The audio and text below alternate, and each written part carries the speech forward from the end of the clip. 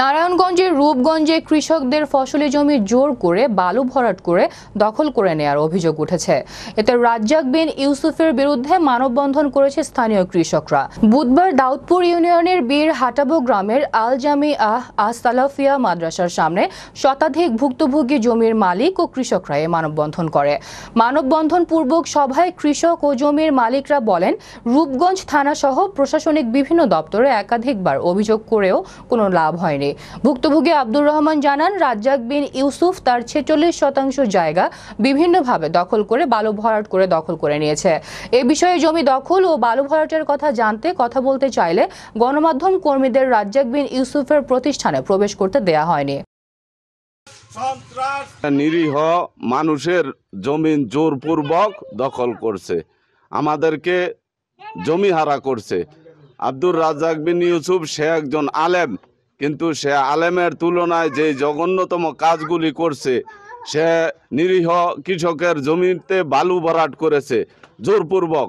সে অন্যের জমিতে বাউন্ডারি দিয়েছে, নিরীহ মানুষকে মারপিট করাছে সন্ত্রাসী দিয়ে। 16 লক্ষ টাকা কন্ট্রাক্ট করে এলাকার সন্ত্রাসী দিয়ে জোরপূর্বক রাতের আধারে রমজান মাসে আমরা ঘুমাইতে পারি নাই, আমাদের জমি জোর করে দখল করে নিচ্ছে।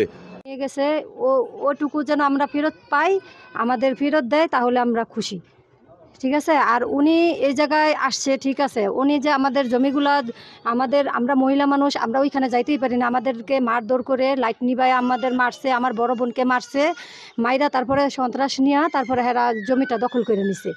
আমরা বলতে গেলে আমাদের মারধর করে, আমাদের হুমকি দেয়, আমাদের বাড়ি নাকি নিয়ে যাবে। আমাদের জমিগুলা কিনা হইলো 2007 সনের ভিতরে আমার চৌধুরী দিয়া জমিগুলা কিনা।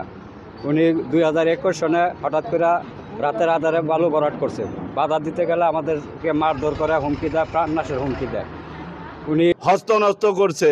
আমরা থানাকে জানাছি, কিন্তু থানা এটার কোনো অ্যাকশন নেয় না। আব্দুর রাজ্জাক বিন ইউসুফের অবৈধ টাকা দিয়া থানার ওসিকে টাকা দেয়।